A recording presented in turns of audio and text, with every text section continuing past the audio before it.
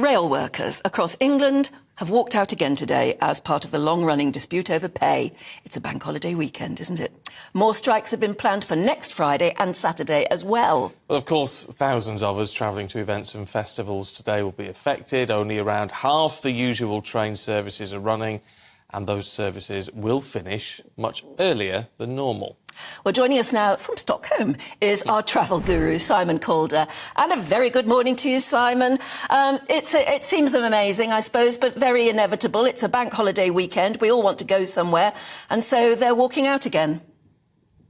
Most definitely. And Anne and Stephen, while it's always a joy to see you, I wish we could talk about something more cheery than rail strikes, which have been going on now for over 14 months in this very long and bitter dispute over pay and working arrangements. If I may just remind you what's at the heart of this, basically the rail unions, the RMT, who are going on strike today, and ASLEF, the train drivers union, are on strike on next Friday, the 1st of September. They say, we worked all the way through COVID. We haven't had a proper pay increase. We want a decent pay rise that takes into account the racing inflation. And furthermore, then we will talk about possibly reforming some of our working practices, but that's going to cost you. You're going to give us an extra percentage for each thing we negotiate away. The train companies, meanwhile, and the government, who ultimately are going to sign off any pay deal, say, you're joking. Rail revenue has collapsed since the COVID pandemic, basically because people aren't commuting in from Winchester and Woking to Waterloo at the same way that they were. We've lost all that season ticket revenue. The only way you can even get a modest pay rise is if you agree to some reforms, which the rail unions see as cuts, and the government and train operators say are very necessary to cut the cost of running the railway. But caught in the middle of this great long route, of course, the passenger. And today, if you're travelling by rail in England, and remember that Transport for Wales and ScotRail are not affected, then it's going to be a messy old day again. But actually, when you say half the trains are running, the train operators say it's slightly more than that.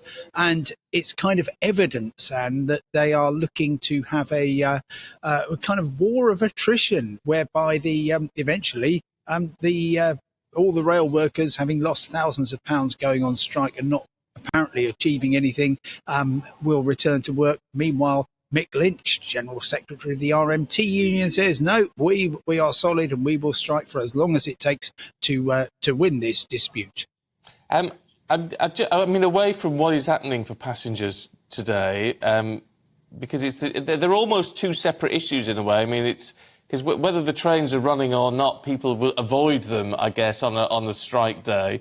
But in terms of what the RMT is trying to achieve, and there's been all this hoo-ha over inflation, obviously, and understandably, inflation's coming down.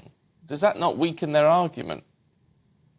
Well, they would point out, and I think there is some justification to this, that, look, we simply want to be able to buy what we could buy in 2019. That's the line from Mick Whelan, who's the General Secretary of the Train Drivers Union. They're in a rather different category. The government says, look, you can have a pay rise, which is going to take the average wage for a 4-day week without overtime from £60,000 to £65,000 a year. So, they say we just want inflation recognised. The government's offering basically 4% for last year, 4% for this year, contingent on accepting those changes.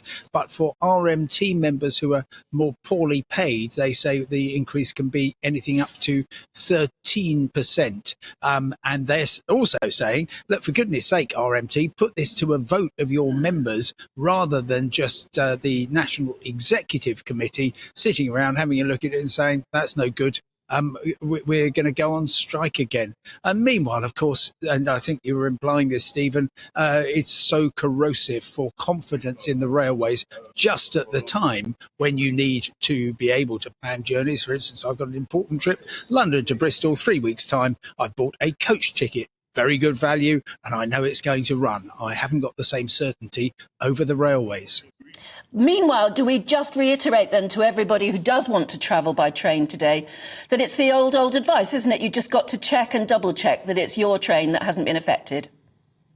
Well, actually, I can paint you very briefly, if I may, Anne, a picture of how things are running. The terrible news is for anybody in Cornwall, there are no trains to, from or within Cornwall. And this is, of course, summer Saturday. Loads of families would normally be coming back on the train from Cornwall to various parts of the kingdom. They can't do that.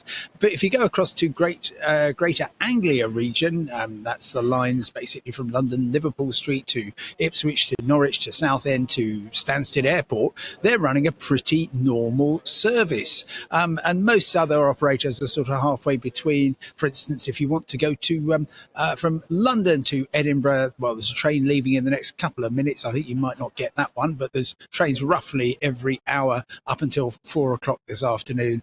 And just in the past few minutes, Southeastern, which runs trains in Kent to London, says the last trains that they're going to be running round about tea time are going to be very busy. So please try and travel earlier if you can. OK, Simon, good to see you. It looks very nice there in Stockholm. Is that a train station or an airport?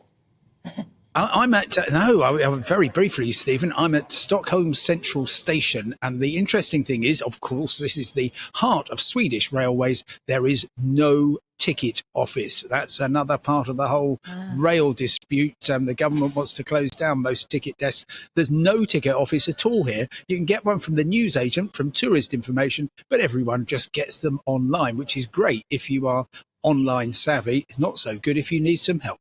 Yeah, fair point. Simon, thanks very much indeed.